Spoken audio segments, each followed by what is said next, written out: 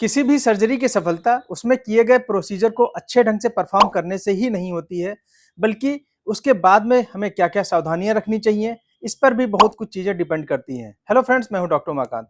दोस्तों, आज हम जानेंगे कि क्षारसूत्र ट्रीटमेंट को लेने के बाद में हम बाद में क्या-क्या सावधानियाँ रखें, ताकि जो हमारा सक्सेस रेट है, वो बहुत हाई रहे और हमारी जो कम्फर्ट है, वो बनी रहे। ताकि इसमें पोस्ट प्रोसीजर के बाद में जो सिम्पटम होते हैं, जैसे पेन है, डिस्कम्फर्ट है या बर्निंग वगैरह है, ये सब हम लोग को बिल्कुल ना होने पाए। अगर हो भी तो बहुत ही मिनिमल या बहुत ही कम हो।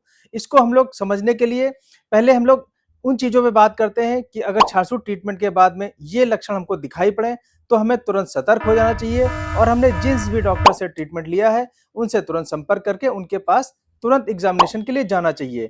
जैसे कभी-कभी हम लोग को अगर ब्लीडिंग होती है, अगर बहुत तेज़ ब्लीडिंग होती है, कई बार कुछ लोग खून पतला करने की दवाएँ लेते हैं, जो कि हम लोग प्रोसीजर के समय रोक देते हैं, लेकिन बाद में जब वो स्टार्ट करते हैं, तब कई बार ब्लीडिंग के चांसेस रहते हैं या कई बार हम क्षारसूत्र को खींच लेते हैं, उसके खिंचाव से वहाँ जो मार्जिन होते हैं, वहाँ से ब्लड की ओज़िंग होने लगती है। या हम लोगों को बहुत ज़्यादा इन्फेक्शन हो रहा है, सिक्रीशन बहुत ज़्यादा बढ़ रहे हैं और वहाँ पे स्वेलिंग आ रही है, ये भी एक हम लोग को ध्यान रखने की ज़रूरत होती है। कई बार प्रोसीजर के बाद में इन्फेक्शन की वजह से हमको फीवर, हाई ग्रेड पायरेक्सिया होने लगता है, ठंड लगने के साथ-साथ या हल्का पायरेक्सिया भी है, अगर वो मौसम के बदलाव की वजह से है, गले में खराश वगैरह है, तब तो कोई चीज़ नहीं है। लेकिन अगर वो आपके प्रोसीजर से जुड़ी हुई फीवर है, बहुत हाई ग्रेड पायरेक्सिया हो रही है और हम किसी भी दवा से उसको सही नहीं कर पा रहे हैं, तो अपने डॉक्टर से तुरंत संपर्क करना चाहिए हम लोग को और बहुत ज़्यादा हम लोग को थोड़ा सख्त सतह पे बैठने से बचना चाहिए और बहुत लंबी यात्रा करने से भी बचना चाहिए।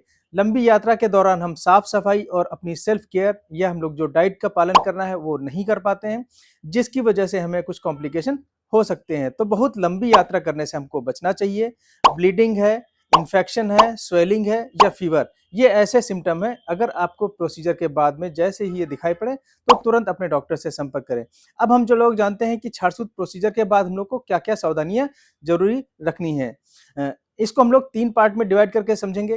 पहला तो ये कि जो छारसूत प्रोसीजर हमें हुआ है, उसमें जो छारसूत लाइगेट किया गया है, उसकी हम लोग केयर कैसे करें? चूँकि मल द्वार से संबंधित जो बीमारियाँ होती हैं, जब भी वहाँ पे हम लोग छारसूत लाइगेट करते हैं, तो डेफिकेशन के बाद वहाँ मल के पार्टिकल चिपके रहते हैं, गंदगी बनी रहती है, जिसकी वजह से संक्रमण और वहाँ पे स्वेलिंग या इन्फ्लेमेशन के चांसेस बहुत ज़्यादा बढ़ जाते हैं। तो हमें चाहे हम किसी घर के मेंबर की सहायता लें, चाहे कैसे भी करके हमको अपने छारसूत्र की केयर ऐसे करनी है कि हमारे छारसूत्र पे गंदगी या मल के पार्टिकल बिल्कुल भी चिपके ना रहें।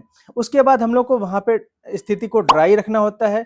ड्राई और क्लीन हम लोग को वहाँ पे स्किन को रखना होता है। इससे वहाँ पे सिक्रीशन नहीं लगते हैं। जो भी यहाँ पे सिक्रीशन की यूज़ करते हैं, वो एसिडिक होने की वजह से अगर ज़्यादा वहाँ पे नमी और गीलापन रहेगा, तो हमको वहाँ पे इन्फेक्शन के चांसेस बढ़ेंगे, हम लोग को फंगल इन्फेक्शन के चांसेस बढ़ेंगे और हम लोग को इचिंग होगी, जिससे डिस्कम्फर्ट बहुत ज़्यादा होगा और हमें लगेगा शायद हमारा प्रोसीजर सही नहीं हुआ है। तो हमें वहाँ पे सरफेस को क्लीन और ड्राई रखना चाहिए। मतलब साफ-सफाई और सूखापन हमको अपने मल द्वार के आस-पास ज़रूर रखना चाहिए। दूसरी बात होती है डाइट और एक्सरसाइज़। कई बार कुछ लोग जिम वगैरह जा रहे होते हैं, वो अपनी हेल्थ के लिए बहुत कॉशियस होते हैं। तो वो प्रोसीजर के बाद में जैसे हम लोग कहते हैं कि छारसूत बहुत ईज़ी होता है, अगले दिन से हम लोग अपने सब काम कर सकते हैं। वैसे ही वो लोग कहते हैं कि हम अपना जिम जॉइन कर सकते हैं। दोस्तों, हम लोग जिम फिटनेस के लिए जॉइन करते हैं। जो भी फिटनेस की हम लोग को चीज़ें हम लोग जिम में करते हैं, वो हम आसानी से कर सकते हैं।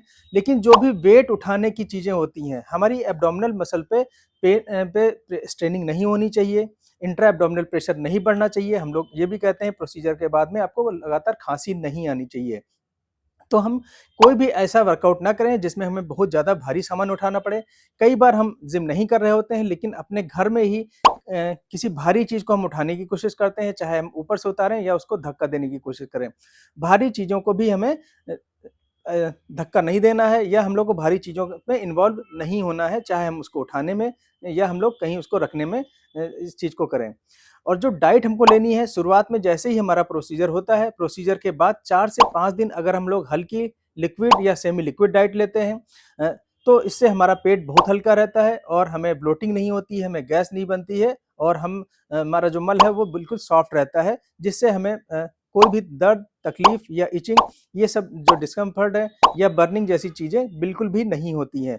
तो डाइट में हमको शुरुआत के 4 से 5 दिन लिक्विड या सेमी लिक्विड डाइट जो भी हमको सही लगे, बस इसमें जो भी डाइट हम ले रहे हैं इसमें तीखापन, चटपटापन या खट्टापन नहीं होना चाहिए, बीज वाली चीज़ों से बचना चाहिए। जैसे कुछ चीज़ों को छौंकने में हम लोग इस्तेमाल करते हैं, जैसे जीरा है, अजवाइन है, मेथी हम लोग बीज के रूप में इस्तेमाल करते हैं, या कुछ फल है जैसे अमरूद है, अनार है, ये हम लोग इस्तेमाल करते हैं। ये सारी चीज़ें जो बीज के फॉर्म में होती हैं, जब भी हम लोग फिस्टुला में छारसूत का लाइगेशन करते हैं, तो ये सारे बीज हमारे जो इंटरनल ओपनिंग से जाके अंदर ट्रैक में कलेक्ट होते रहते हैं, या कोई भी अगर हमने पाइल्स का भी लाइगेशन किया है, तब भी ये मल की मात्रा को बढ़ाते हैं और अपनी सख्त चीज़ों की वजह से हमारे घाव को और ज़्यादा एब्रेजन करते हैं और मल द्वार में इरिटेशन को क्रिएट करते हैं। तो हम लोग कोई भी इस तरह की चीज़ें ना हो लें, और समय के साथ-साथ धीरे-धीरे हम लोग अपनी नॉर्मल डाइट पे लौट सकते हैं। मीठा खाना या चिकना खाना हम बिल्कुल पहले दिन से ही खा सकते हैं।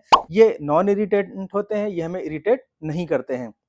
इसके बाद हम लोग को मेडिकेशन है, सिड्स बाथ है और ऑयलिंग पे ध्यान रखना चाहिए। मेडिकेशन में जो भी डॉक्टर साहब ने आपको प्रिस्क्राइब मेडिसिन की है, उसमें कोई भी जैसे जो चीज़ें बताई गई हैं, उनको वैसे ही लें। उसको कई बार हम लोग सेल्फ मैनिपुलेट करते हैं, कुछ चीज़ों को हम समझते हैं, ये गैस की दवा हम क्यों लें, ये दर्द की दवा हम क्यों लें। जो भी डॉक्टर साहब ने आपको जितने समय के लिए दवाएँ बताई हैं, उनको प्रॉपरली वैसे ही लेते रहें, उसमें सेल्फ मैनिपुलेशन ना करें। और जब भी हम लोग इस तरह की सर्जरी परफ़ॉर्म करते हैं, तो उसके बाद हम लोग ऑयलिंग बताते हैं जात्यदि तेल से। जात्यदि तेल को हम लोग जैसे भी बताया गया तरीका है, उसके अनुसार हम लोग सुबह पॉटी जाने से पहले एनल इंस्टॉलेशन कर सकते हैं। उसके पॉटी से आने के बाद में हम लोग को करना होता है, और रात में फिर हम लोग को एक बार जात्यदि तेल को मलद्वार में डालना होता है। ऐसे ही सिड्स बाथ को भी आपको पहले से ही चीज़ें सिखा दी जाती हैं।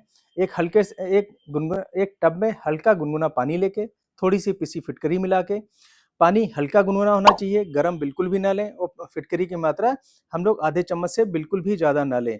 या कई बार हम लोग बीटाडीन का भी इस्तेमाल कर सकते हैं, तो अगर हम लोग उसके ऊपर जो कैप होती है, उसमें 2 से ढाई एमएल हम लोग बीटाडीन अपने टब में मिला सकते हैं। पानी को हम लोग टब में पूरा ऊपर तक ना भरें, क्योंकि जब भी हम लोग उसमें बैठते हैं, तो पानी आधा पूरा खाली हो जाता है। तो हमें हमेशा आधा टब में पानी लेना चाहिए। या कई बार हम लोग बहुत ज़्यादा गर्म पानी लेते हैं और हम लोग उसके में भाप से उसको सेकने की कोशिश करते हैं, ये भी ना करें। किसी भी गर्म चीज़ को अपने घाव के कॉन्टैक्ट में ना लें, इससे हमारा घाव खराब हो सकता है। तो जो सेल्फ केयर की चीज़ें थी, पहला हम लोगों ने सीखा कि हम लोग छार-सूत की केयर कैसे करें, दूसरे हम लोगों ने सीखा कि डाइट और हम लोग एक्सरसाइज़ में हम लोग कैसे चीज़ों को फ़ॉलो करें, फिर मेडिकेशन हम लोगों ने सीखा, और उसके बाद में जो सिट्स बाथ है और जो ऑयलिंग या क्लीनिंग का पार्ट हम लोग देखते हैं, ये सारी सावधानियाँ अगर हम लोग छार-सूत ट्रीटमेंट के बाद रखते हैं, तो हम लोग बहुत ही आसानी से ठीक हो जाते हैं, और इसका सक्सेस रेट भी हम लोग को बहुत ज़्यादा हाई होता है।